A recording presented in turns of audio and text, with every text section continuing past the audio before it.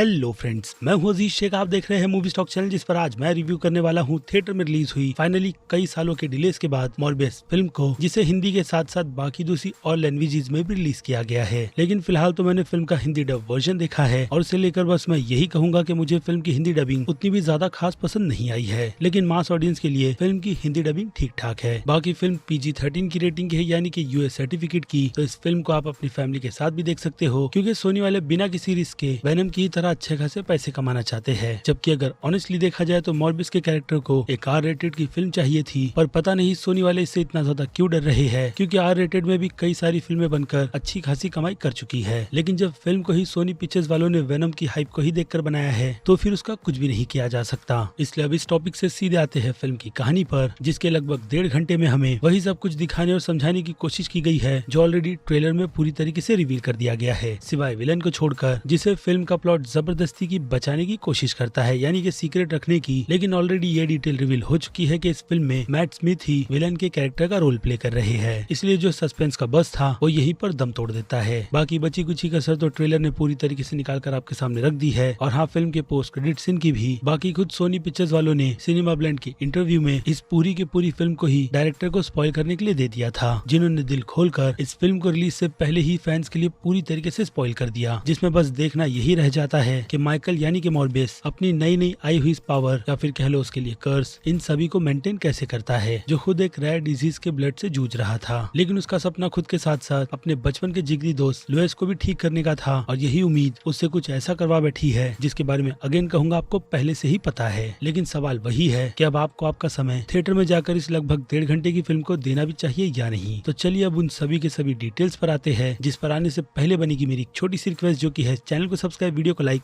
और शेयर करने की। तो फ्रेंड्स, तो इस फिल्म के फर्स्ट रिएक्शन रिव्यू के आने से ही ये बात बहुत ही अच्छी तरीके से पता चल गई थी कि ये फिल्म कितनी ज्यादा बुरी है, जिसे लेकर कई सारे लोगों का ये भी कहना है कि इस फिल्म के 2 साल के डिले में भी स्टूडियो ने इस फिल्म को फिक्स करने का बिल्कुल भी नहीं सोचा। उल्टा ट्रेलर से जो भी मिसलीड ये फिल्म हमें स्पाइडरमैन के कनेक्शन को दिखाकर कर रही थी, जो इस फिल्म के चलने का एकमात्र रीजन था, उसे ही फिल्म से निकाल कर फेंक दिया गया। बट हाँ, इस फिल्म में स्पाइडरमैन का रेफरेंस है, जिसका फिलहाल तो अभी के लिए कोई भी सर पैर नहीं है। और इसके अलावा मैं आपको अभी ही कंफर्म कर देता हूँ कि ये फिल्म वेनम के यूनिवर्स से रिलेटेड है, यानी कि ये जो कुछ भी हो रहा है वो टॉम हार्डी का यूनिवर्स है, जिसके छोटे से रेफरेंस को इस फिल्म में देकर इस बात की कंफर्मेशन की गई है। और रही जो कंफ्यूजन की बात कि ये फिल्म कौन से स्पाइडरमैन की है, तो उन सभी सीन को फिल्म में से निकाल दिया गया है, खास करके ये, जिसे लेकर फैंस बहुत ही ज्यादा कंफ्यूज थे। लेकिन अब आपको मैं बिल्कुल भी ना कंफ्यूज करते हुए बस यही बात सिंपल करूंगा कि ये फिल्म मॉर्बियस की ओरिजिन बताती है और उसी से डील करते हुए खत्म भी होती है। अब फिल्म में दिखाए गए 2 पोस्ट क्रेडिट सीन के साथ, जिसे देखकर एक हिसाब से काफी ज्यादा गुस्सा तो आ ही रहा था, क्योंकि वो भी स्पाइडरमैन के रेफरेंस की तरह बिना किसी सर पैर का है। जिसे अब सोनी वालों ने ऐसा क्यों किया है, उसका शायद से रीजन स्पाइडरमैन नो वे होम फिल्म है, जिसकी एंडिंग ने और हाँ फिल्म के बॉक्स ऑफिस नंबर ने भी स्टूडियो को काफी अच्छा आइडिया दिया होगा, जिस पर आई होप वो लोग चलकर एक अच्छा यूनिवर्स बनाने में कामयाब हो जाए। बट सॉरी टू से, मॉर्बियस फिल्म उनकी इस कैटेगरी में बिल्कुल भी शामिल नहीं होती। यानी वेनम की ही तरह ये फिल्म भी सोनी पिक्चर्स वालों के हाथ से निकल चुकी है, जिसे मास ऑडियंस तो एंजॉय करेगी, बट डाई हार्ड फैंस और कई सारे कंटेंट देखने वाले बिल्कुल भी नहीं, क्योंकि इस कंटेंट में दम ही नहीं है और ना ही एक ऐसी स्टोरी जो पेपर पर तो बहुत ही ज्यादा सिंपल थी। बस डायरेक्टर को यहाँ पर अपना विजन चलाकर उस स्टोरी को ट्विस्ट एंड टर्न्स के साथ साथ कैरेक्टर्स को डेवलप कर फैंस को सर्व करने की थी।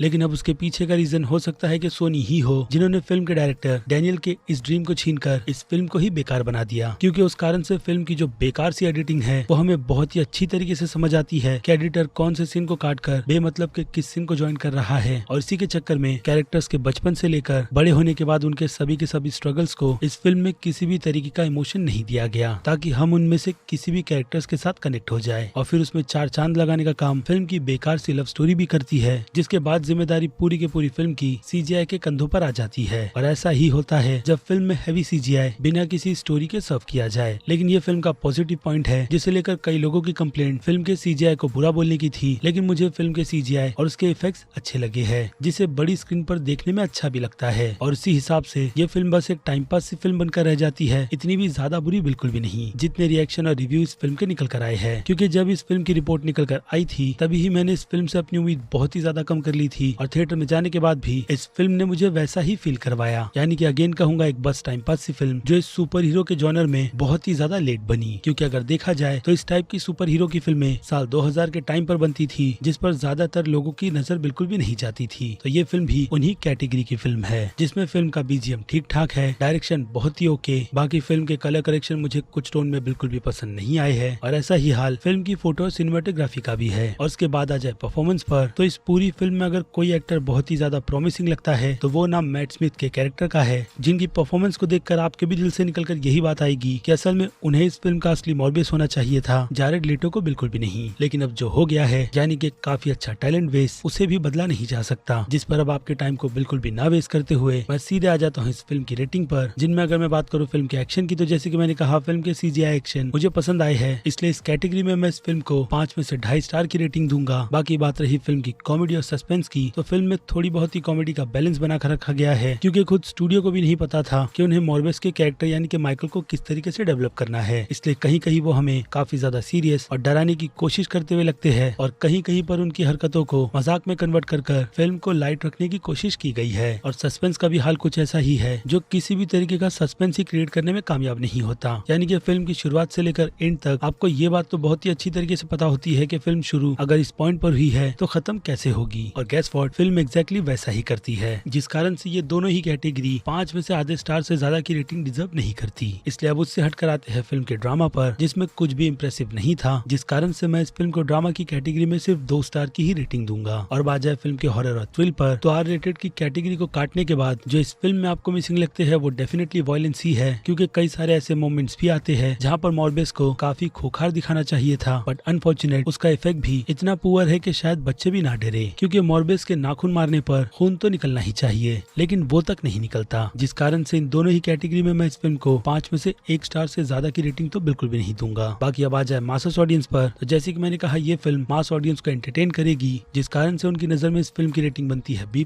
की। क्रिटिक्स की बात करें तो उन्हें ये फिल्म बिल्कुल भी पसंद नहीं आई है, यानी कि फिल्म उनकी नजर में D की कैटेगरी की है, जिनसे हटकर मैं इस फिल्म को C+ की कैटेगरी में रखूंगा। इसी बात को रिपीट कर कि अगर आपके पास बहुत ही ज्यादा खाली समय है और टाइम पास करने के लिए कुछ नहीं तो आप इस फिल्म को थिएटर में जाकर अपना एक ठीक ठाक सा टाइम पास कर सकते हो, वरना घर बैठकर इस फिल्म के नेटफ्लिक्स पर रिलीज होने का वेट कीजिए। लेकिन फिलहाल तो ये मेरा पर्सनल ओपिनियन है मॉर्बियस फिल्म को लेकर, जिस बारे में अब आपकी राय मुझे कमेंट में चाहिए, क्योंकि अब वक्त है वीडियो को यहीं पर खत्म करने का। मैं हूँ अजीज शेख, आप देख रहे थे मूवी स्टॉक चैनल, जिसे अगर आपने अभी तक सब्सक्राइब नहीं किया है तो सब्सक्राइब कर लीजिए और बगल में बने हुए इस बेल आइकन के साथ साथ नोटिफिकेशन को भी ऑल पर क्लिक कर दीजिएगा। बाकी अब मैं मिलूंगा जल्दी आपसे दूसरी किसी वीडियो में किसी और फिल्म या फिर किसी और सीरीज के टॉपिक पर बात करते हुए। तब तक के लिए अपने चैनल के बाकी दूसरी वीडियोस को भी एंजॉय कीजिए। Till then bye.